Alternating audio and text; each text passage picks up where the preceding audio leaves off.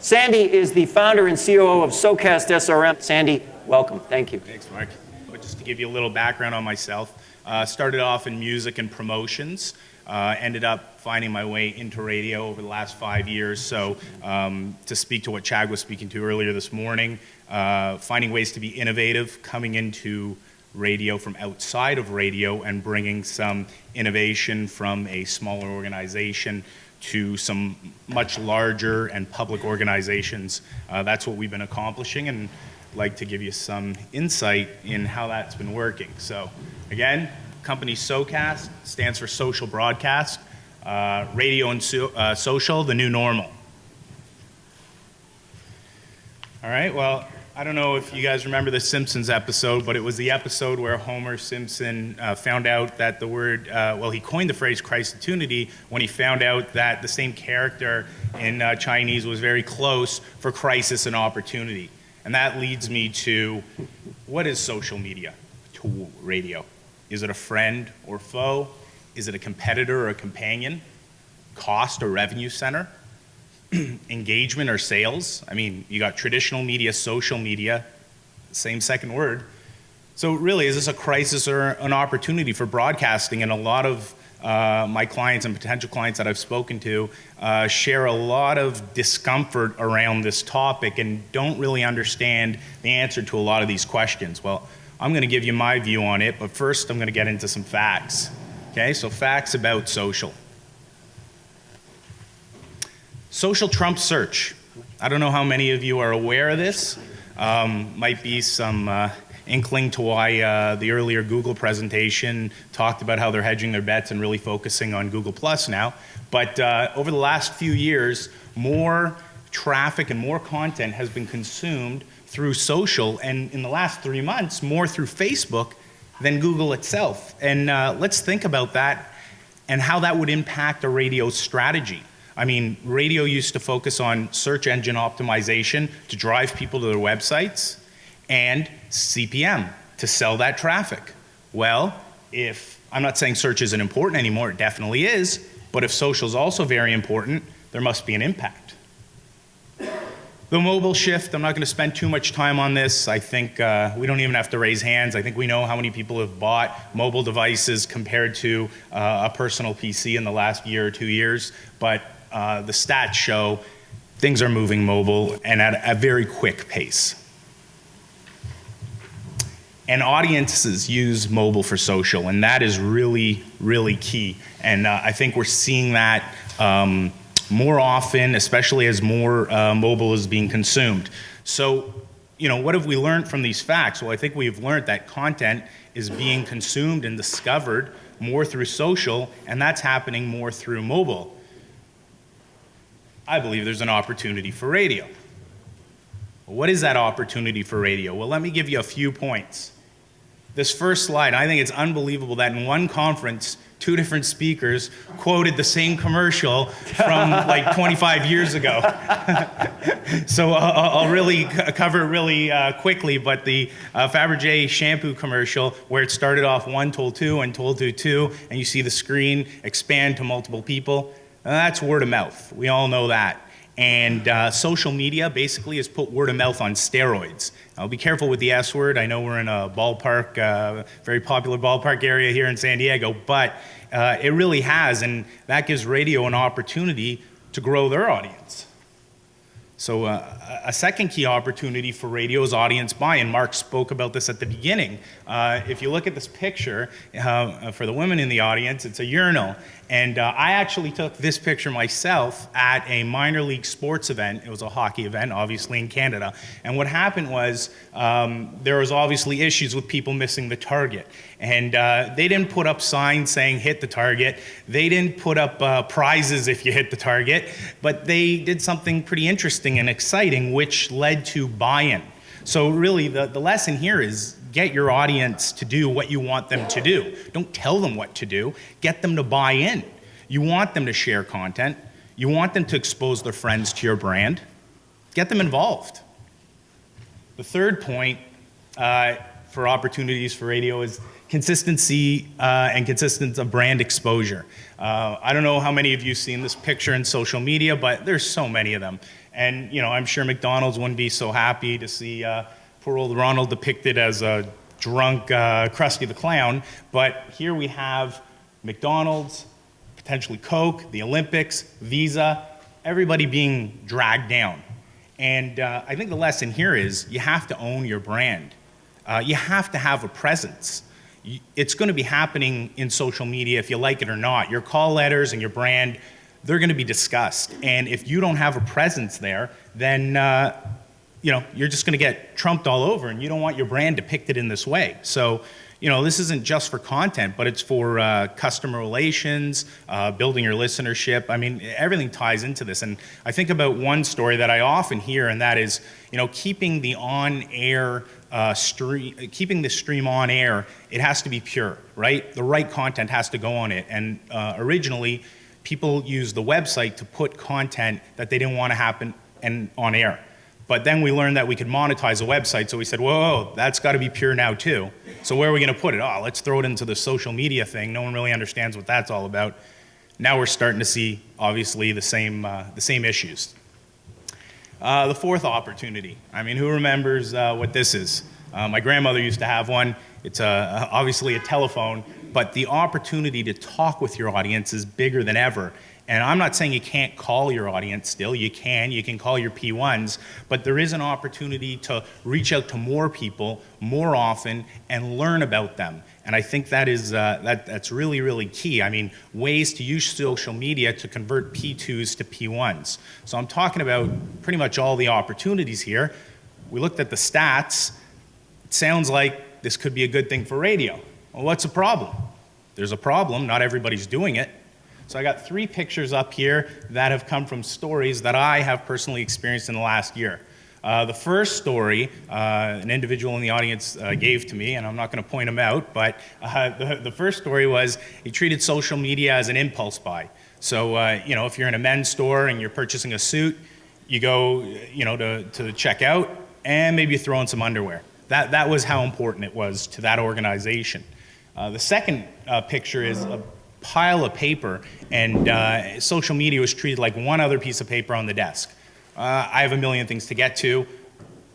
Maybe we'll get to that. The third piece is the intern. The intern's handling our social strategy decisions right now. I don't know if you guys remember the story out of Sweden where they handed over the social posts to one of their interns, but it became a bit of a nightmare. So that's kind of leads to the problem, but the real problem is commitment issues from top down. Our friend here, Yoda, and I'm not going to do the voice, but he did say do or do not, there is no try. I mean, you don't put an announcer on the airwaves and say, hey, do an okay job at it. No, definitely not. You gotta do it right. And the same thing happens for social media. And I think it's important to understand why there's been a lack of commitment issues in radio. And here are a few of them, right? It's easier to continue doing what you're already doing instead of a social campaign. But we all know that's how you get left behind. Social is a nice to have, but not a must have. Well, if connecting with your listeners where they're playing on a regular basis is not a must-have, I think we got more problems. There's no direct correlation between ratings and social media, and we've heard that quite a bit. And yes, there are no direct correlations, but the same thing has to be said. If you want to promote your brand, if you want to get your call letters out, if you want to develop a relationship with your listeners, if you want to learn about your listeners, how does that stuff not help or eventually help ratings? Okay. Another important point is salespeople don't know how to sell anything but the 30-second spot. Well, the solution to that is teach them how to do it. Hire someone who can teach them. I think we learned a lot from the publishing industry today. Or get rid of them. Bring someone in who can, because it's changing. Another important point is not interested in long-term planning. The state of radio today, the state of our books. Well, if that's the position, Here's a great answer. Just sell your radio station. Sell them, move on, and let somebody do it who is going to be innovative and who is going to embrace new technology. And one more story or point I just wanted to hit on is it's really important to understand that obviously radio is an audio medium and social is a visual medium. So if your radio guys can't do social, similar to if your sales guys can't sell social, then bring in or teach people how to do it. So there's a lot of obviously commitment issues, and it starts top down. And the organizations I've been working with that have been seeing a lot of success, and I'm going to show you some of the success, the reason they have been doing it is they have had buy-in right from the CEO. And Mark Ramsey's put together a fantastic day today. It's been very unique compared to a lot of the festivals I've been at and conferences across the world. But at the end of the day, we don't want to talk about the problems. We want actionable ideas for radio and social that work. In order for radio to properly drive its brand and translate that into basically revenue, digital needs to touch everything. And social needs to touch everything. That's the way of the future. So I'm going to cover 3 actionable items and give you a few examples of how it has worked directly in the market. So the first actionable item is leverage social for content. Okay? Import and export content to and from social. A lot of people think, I put on a like button, we got social. Doesn't work like that. There's the ability to do bi-direction. I mean, we got software, there's other software out there. It is very possible, and you can convert your on-air content into engaging social content and talk about social content on the air, bi-directionally. So, let's look at an example of how we can leverage social for content. Radio 88.8, in the background you see their website, and you see the like button. You click on the like button, instead of a post going into Facebook saying, hey, I'm listening to the song, which really leads to nothing, we have activated a player directly in Facebook that plays the material you're looking for. It will play the song and the YouTube video, so you get the content you're looking for. It's very shareable, it becomes viral, and then it's a dual modal player where it flips into the radio stream after. So here's an opportunity to expose your audience to your stream. Just like the gentleman from Triton was saying, the streams have to be everywhere. That also includes social. Here's another example. My friends at 107.5 Dave FM, they're using our software to power their website. And one of the pages that we've seen a lot of success on is the ability to look at what's currently playing, but also past what was playing in the past. So if you want, if someone wants to listen to Motley Crue's Girls, Girls, Girls, they can click on it. Again, it's the same player. We'll open it up. You'll be able to watch the YouTube video, not breaking any rules, integrating in social, and then at the end, again, it flips into the stream through that dual system, which is, offering the opportunity of giving people the content they want. You get their buy-in, and then they're able to get the content that you want them to continue to listen to. The second point of an actionable idea that I wanted to highlight is baking social into your digital properties. All right, when you bake a cake, if you don't put in the flour, if you don't put in the sugar, it probably isn't going to be a cake that people are going to enjoy. The same thing about your radio brand and your radio experience. Socially enable all of your online content. It's there for the taking.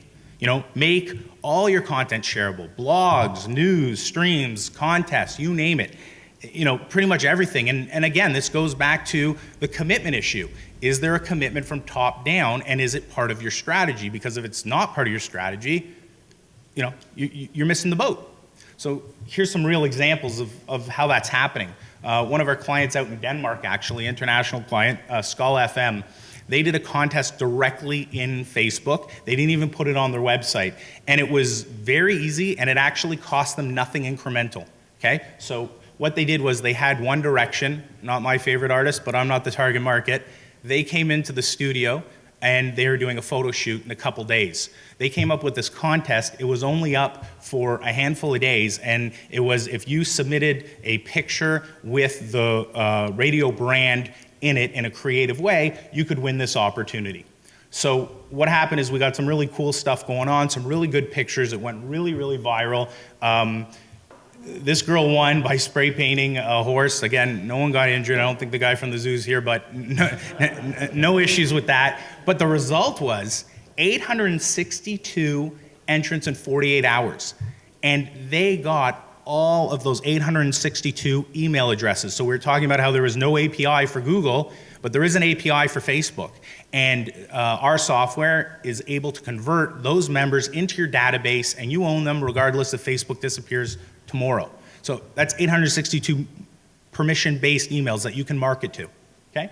As well, 8,000 new fans in 5 days. Those are likes, and we all know that's kind of passive, but that's still 8,000 people that potentially are gonna get their social posts. So we're seeing kind of like a full circle going on here. And I mean, obviously, this is a real viral campaign that worked.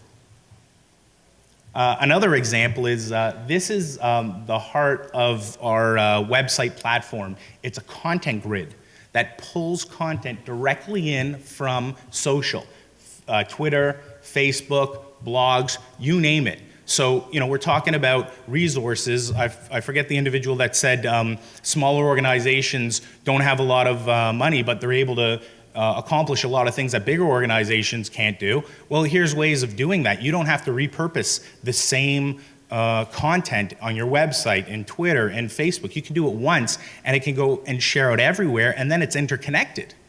So real opportunity here to keep your websites relevant, fresh, and affordable.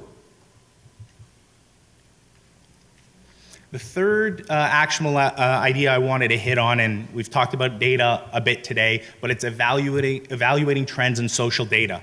You know, the gentleman who mentioned that, you know, why isn't it an automatic sign-in to listen to a radio stream? I mean, I think that's a very interesting idea, but here is a way around it.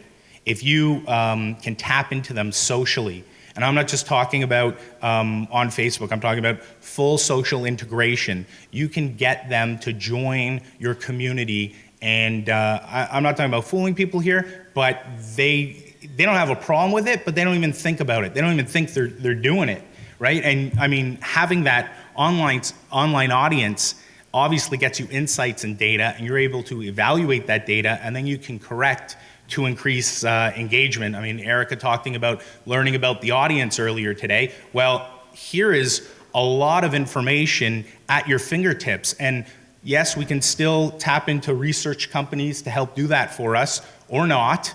But here is another way that we can be doing it, and it requires very little effort. And I'm gonna show you a couple quick examples of how that is happening in a very successful way. So hopefully you can see this, and it might not come out great on the brick wall, but I'll speak to it.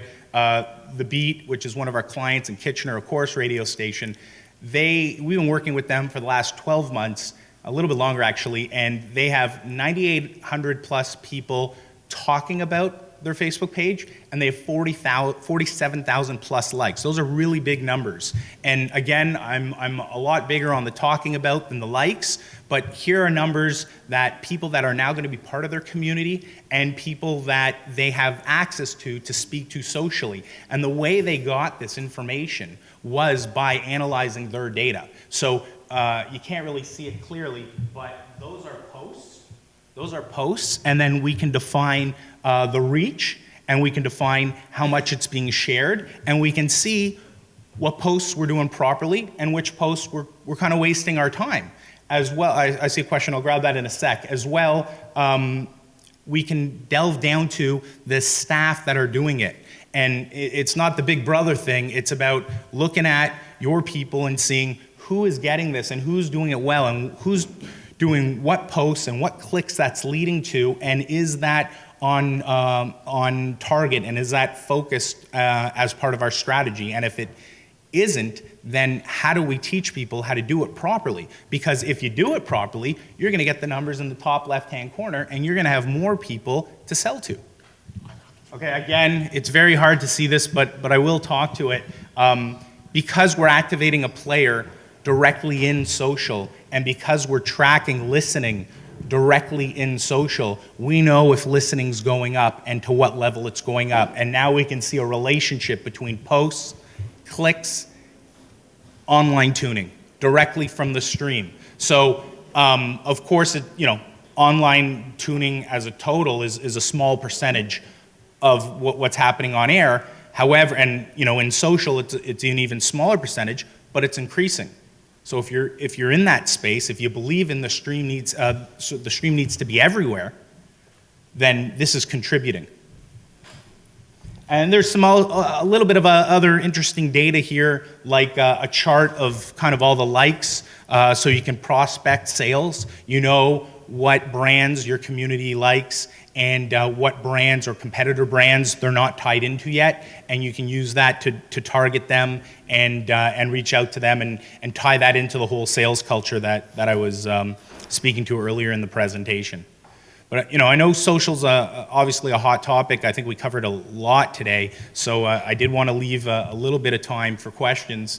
But just to reiterate, again, my name's Sandy Hurst. SoCast stands for Social Broadcast. I really want to thank Mark Ramsey for having me here. I think it's important that people in radio can learn about some of the innovative things that smaller organizations are doing with their clients and what's working. And we're really specialized in digital, social, and website solutions specifically for radio. That is our core. We're working with TV a little bit, but that's an extension of our radio brands that also have television stations. But we're trying to stay really focused on helping radio come up with solutions here. So thanks, everyone. Sandy, thank you. Thank you.